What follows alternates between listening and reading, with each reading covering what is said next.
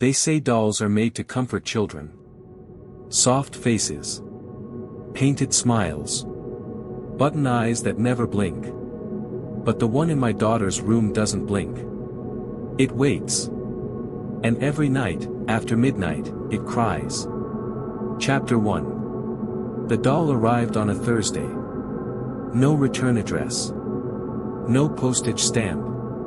Just a brown box sitting perfectly centered on our front porch as if someone had placed it there by hand, carefully. I noticed it when I came home from work. My daughter Aiza was already at the door, staring at it like she'd been waiting. "Is it for me?" she asked. There was something strange about that question. She didn't ask what it was. She asked if it was for her. The box was light. Too light for its size. Inside, wrapped in yellowing tissue paper, was a porcelain doll. Handmade. Old-fashioned. Almost Victorian. Her dress was white lace, though it had faded into a grayish cream. Her hair was real, long black strands stitched into a pale porcelain scalp. But it was the face. The face looked aware. Large glass eyes, slightly too glossy. Lips painted red but curved in a faint, almost knowing smile. Aiza gasped. "She came back," she whispered.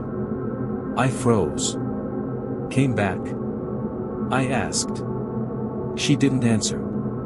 She simply picked up the doll gently, as if greeting an old friend. "She remembers me," Aiza said softly. My wife, Sana, laughed nervously. "Where did this even come from?" she asked. No one knew. But Aiza refused to let it go. She named it immediately. "Her name is Noorie." That night, Aiza insisted the doll sleep beside her.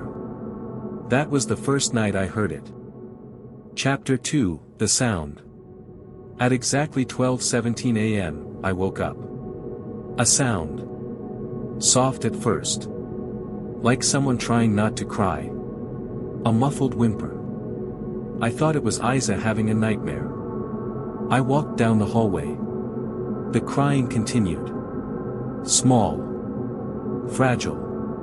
But wrong. It wasn't coming from Aiza. It was coming from beside her. I pushed the door open slowly. Aiza was asleep. Peaceful. But sitting upright beside her pillow was the doll.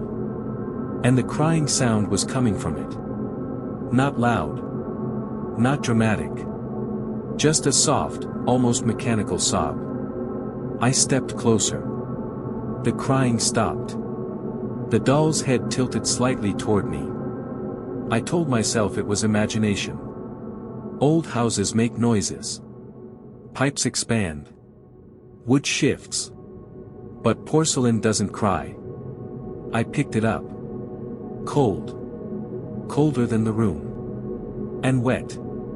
Its cheeks were damp. Chapter 3, Moving It. The next morning, I moved the doll downstairs.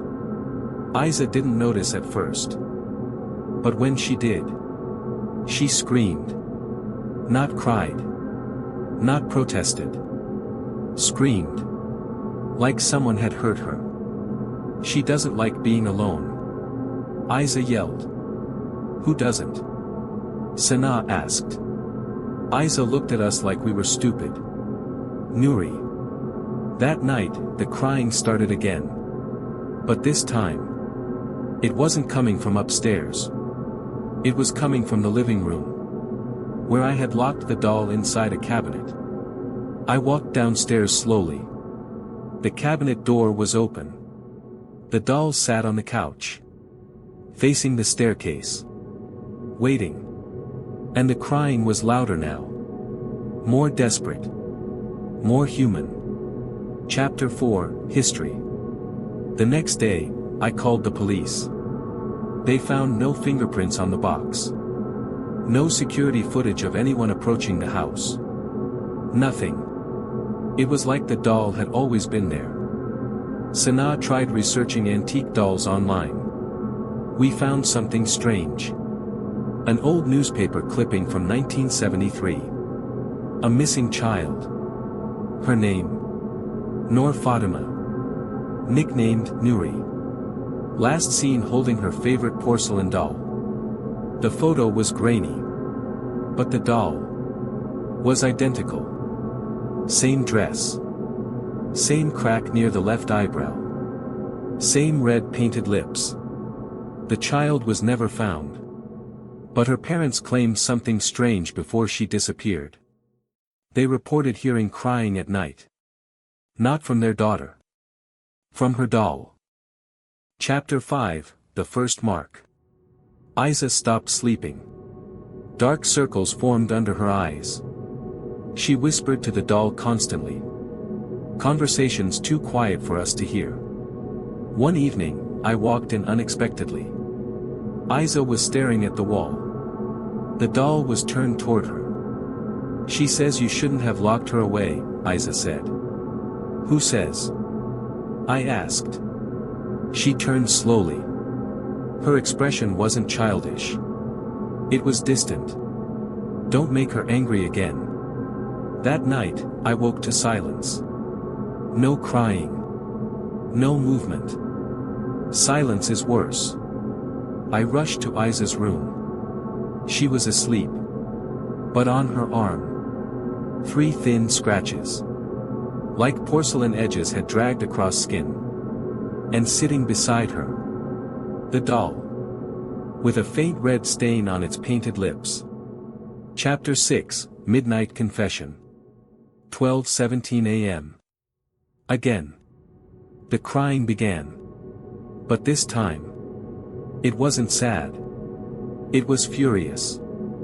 I stormed into the room. The doll was standing. Not sitting. Standing. On the floor. Facing Aiza's bed. Its head snapped toward me. The crying turned into whispering. And for the first time, it spoke clearly. She promised. The voice was layered. Like a child and something older speaking at once. She promised she'd stay. The room temperature dropped instantly. Aiza sat upright in bed. Eyes open. But black. Completely black. She doesn't want to be alone again, Baba. Chapter 7, The Truth. We called a religious scholar the next day. He refused to step inside. There is attachment here, he said. Something unfinished. He asked if a child had died on this land before the house was built. We checked records. And yes.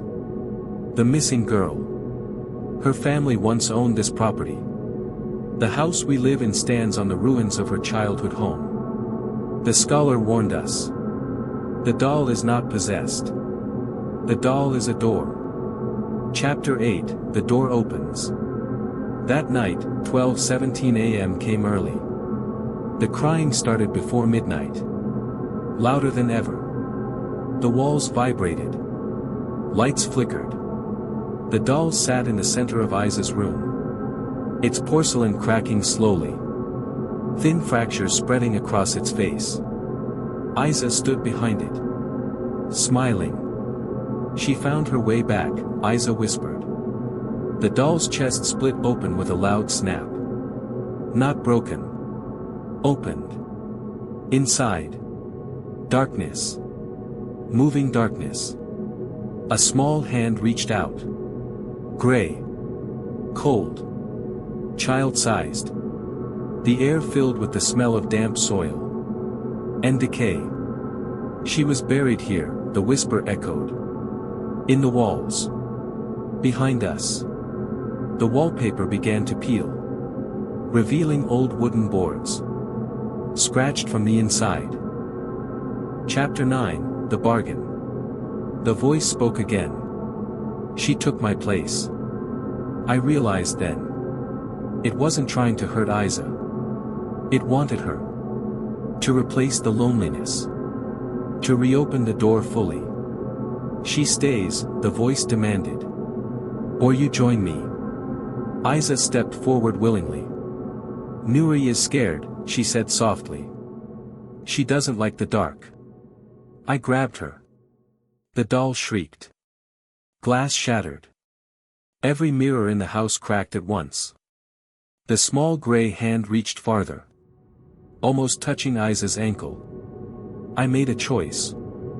I grabbed the doll and ran. Chapter 10, Fire.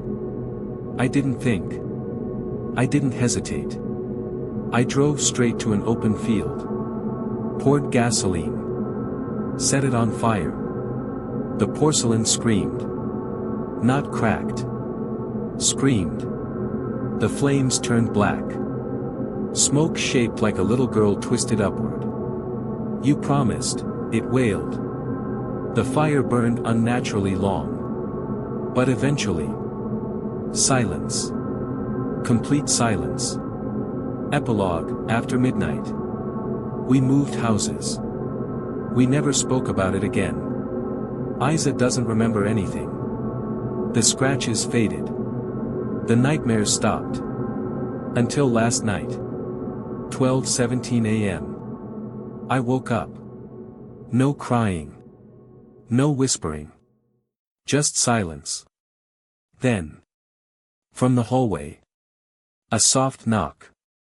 3 times. And my daughter's voice, barely audible. Baba, she says you forgot something. I opened the door. The hallway was empty. Except for one thing. A tiny porcelain eye. Rolling slowly across the floor. Still wet.